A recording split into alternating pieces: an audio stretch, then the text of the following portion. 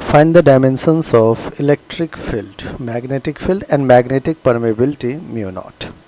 आइए बच्चों, सबसे पहले स्टार्ट करते हैं अपन इलेक्ट्रिक फील्ड से। इलेक्ट्रिक फील्ड वेक्टर क्वांटिटी है, जनरली अपन डिनोट किससे करते हैं? ई से करते हैं। ई क्या होता है? एक फॉर्मूला है, E is F upon Q. ठीक है, पॉइंट चार्ज के लिए जो इलेक्ट्रिक फील्ड का फॉर्मूला होता है वो फोर्स अपॉन क्यू, फोर्स का अब आइए बच्चों अपन डायमेंशन पे।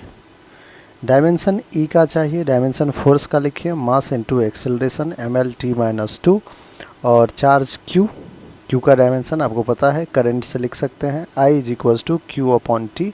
तो Q क्या होता है बच्चों? I × T ये होता है। तो क्या मैं यहाँ पे I × T लिख दूँ?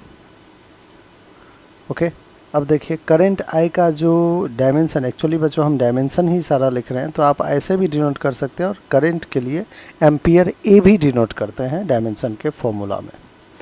तो M हो गया, L हो गया, T-2 पहले से ऊपर है, अब इस T को भी जाना होगा, ये फिर से एक और माइनस बन गया, तो mL/t-3 एम्पियर ऊपर जाके -1 बन गया। तो ये रहा बच्चों आपको इलेक्ट्रिक फील्ड का डायमेंशन फॉर्मूला। नेक्स्ट है अब मैग्नेटिक फील्ड भी है। मैग्नेटिक फील्ड फिर से एक वेक्टर क्वांटिटी है, मैग्नेटिक फील्ड जिसको B से डिनोट करते हैं। फोर्स F जो है बच्चों वो QV×B भी होता है, दैट इज़ F को QVB sin थीटा भी लिख सकते हैं, sin थीटा डायमेंशनलेस होता है। फोर्स का डायमेंशन mL/t-2, चार्ज का भी जस्ट आपने डायमेंशन लिखा है ampere A × T। V is velocity, velocity का डायमेंशन L/t-1 होता है और dimension of B will be B। तो बच्चों हमने सारे फॉर्मूला, जो भी F दिख रहा है, जहाँ जो दिख रहा है उसको LHS RHS को अपन क्या कर रहे हैं? डायमेंशन से कोट कर रहे हैं। +1, T का +1 है पावर, यहाँ पे -1 कैंसिल आउट हो गया। ठीक है, ये भी L, ये भी L कैंसिल आउट हो गया। आइए बच्चों, बचा क्या इधर? अब A बचा, तो डायमेंशन ऑफ B क्या हो जाएगा? m/t-2 और डिवाइडेड बाय A, यहाँ तो A आया, A ऊपर जाके क्या बन जाएगा? -1। ऑलराइट बच्चों, तो ये रहा आपको डायमेंशन फॉर्मूला किसका? मैग्नेटिक। चलिए अब C में है मैग्नेटिक परमेबिलिटी, जो लास्ट है हमारा वह है मैग्नेटिक परमेबिलिटी, म्यू नॉट से डिनोट करते बच्चों, इसका डायमेंशन कैलकुलेट करना है।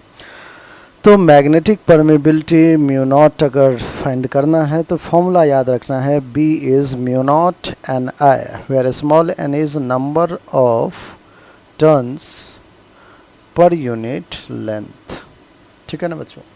I करंट है और B क्या है? Magnetic field. जस्ट आपने मैग्नेटिक फील्ड का डायमेंशन लिखा है m/t-2 A-1 लिखा है, यहाँ भी लिख दिया।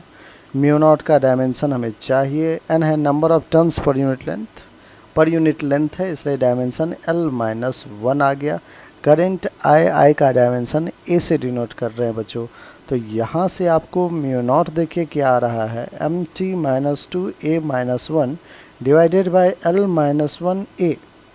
चलिए ऊपर भेजते हैं, L-1 ऊपर जाके L+1 बनेगा, T-2 ही रहेगा, A-1 है, एक और आ गया -2। ये रहा आपका रिक्वायर्ड डायमेंशन मैग्नेटिक परमेबिलिटी का। आई होप बच्चों हर एक स्टेप आपको समझ में आ गया है।